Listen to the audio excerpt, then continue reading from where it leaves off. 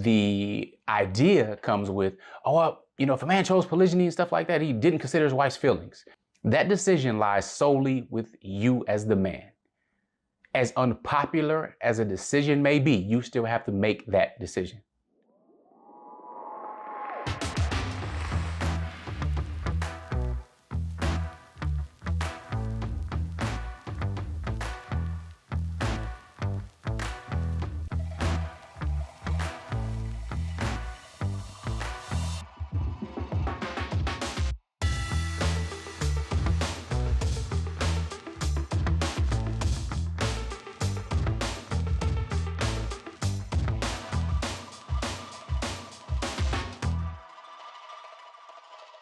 Assalamu alaikum, peace. I am Coach Nazir, one of the founders of Outstanding Personal Relationships, as one of the authors of Let's Talk Polygyny Uncensored.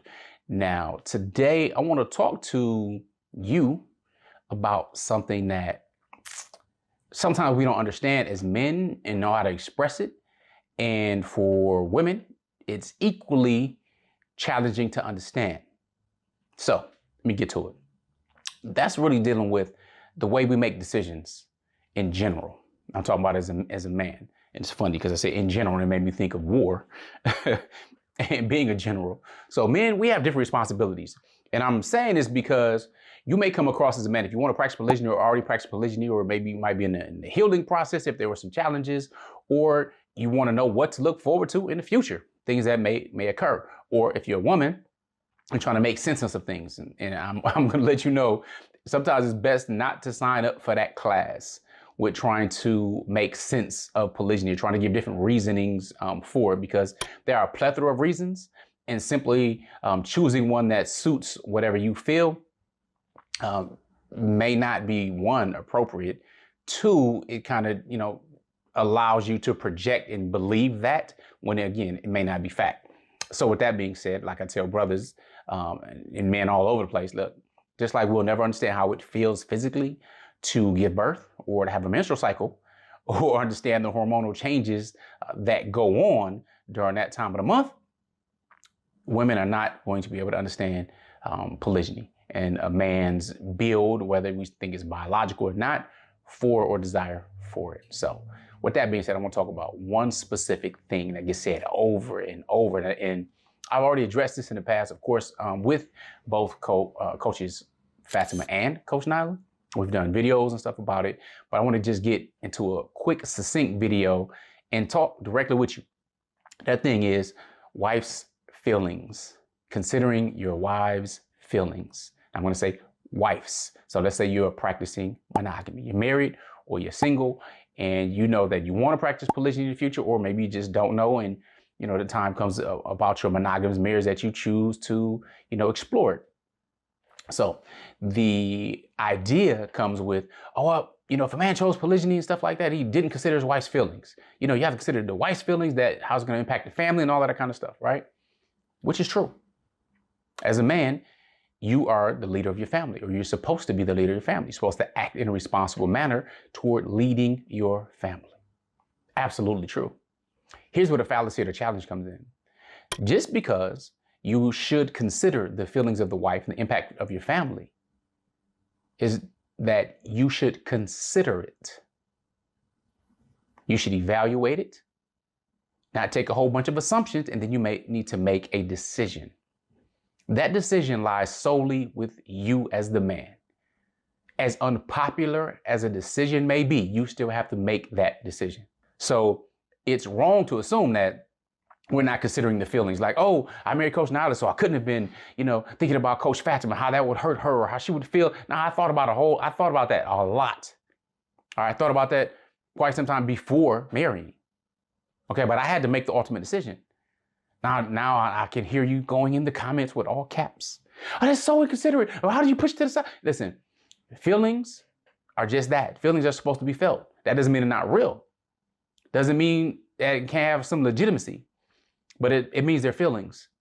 And one thing I know as a man, that we cannot base our decisions simply and solely off of feelings alone. As a man, I must lead my family, have a vision for my family, be moving forward towards it. I should consider all of the different factors that I have information on. I should look at all the data, sift through it, and make a decision. Why? Because it's my family. It's impacting everyone who holds my name. As men, we know this. We know that we're supposed to lead. Now, let's take it off marriage, because see, that can be a sore spot. And since we're talking about polygyny in particular, it's like, my brick wall is up. You can't say anything regarding polygyny about feelings and all this kind of stuff. You ain't a woman, you don't understand how I feel. Okay, cool. All of that, boom. We're gonna pause that for a second, right? So let me give you an example of men making other difficult decisions. Man has to make a decision whether or not to go to war. Soldiers have to make that decision. You think that families are just like happy to go to war and do that? You may not come back.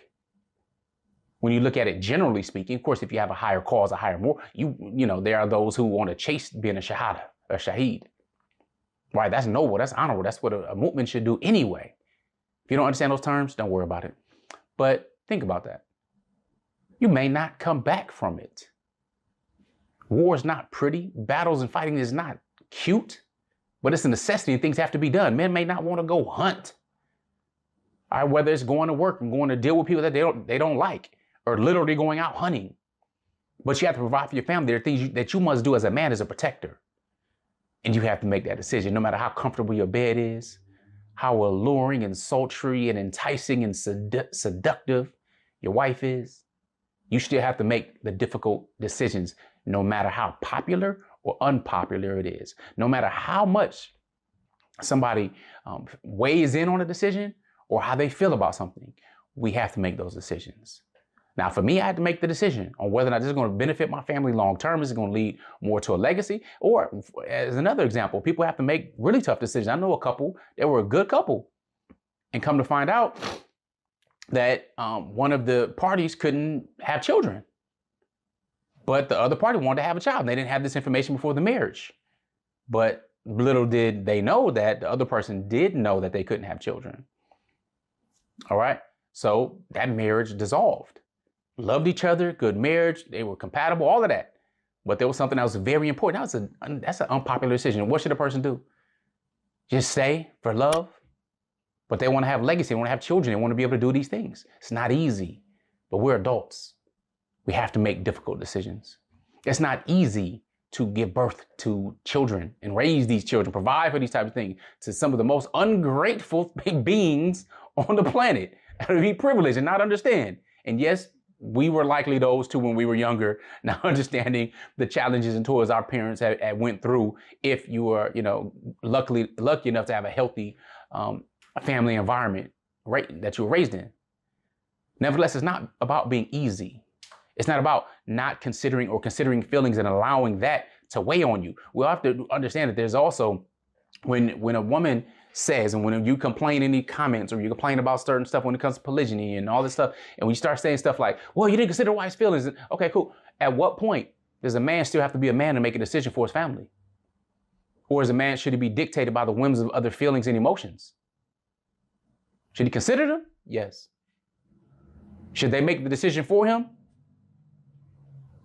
I don't think so. I really don't. Because at what point will a man just become a tool or a puppet of emotional manipulation if that's the case?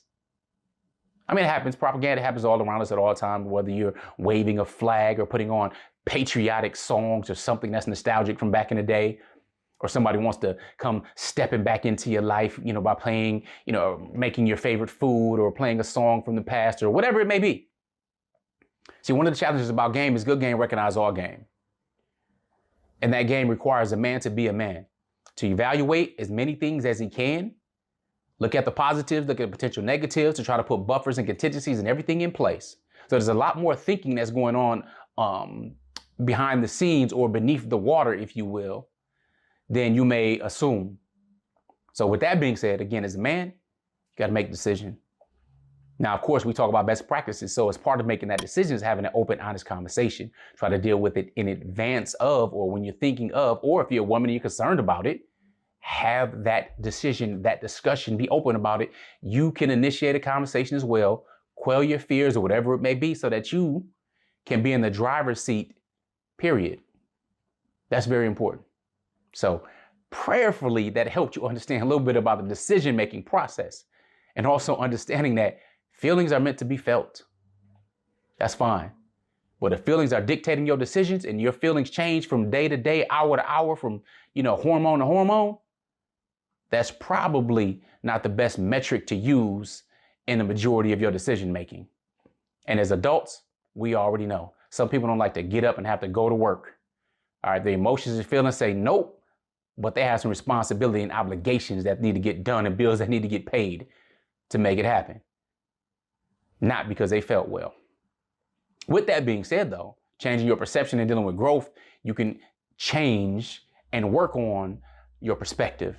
You can work on and see the benefits of it. Now you can see, because when you're writing the book and those empty pages are there, you don't know what's happening in the next chapter. So there's going to be drama, there's going to be ups and there's going to be downs. That's called life.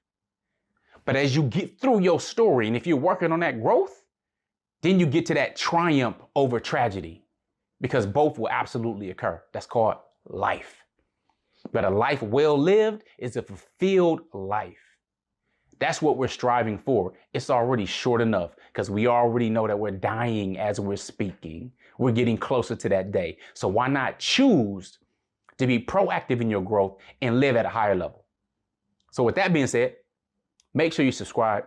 Let me know what you think about it in the comments. So beneath the video, I want you to put the word decisions. That lets us know you took the time to go through the entire video, to listen to what we're saying, give us some topic discussion, but put the word decisions to show us some love. Let us know you made it. Make sure you subscribe and get our notifications. With that being said, I'm out.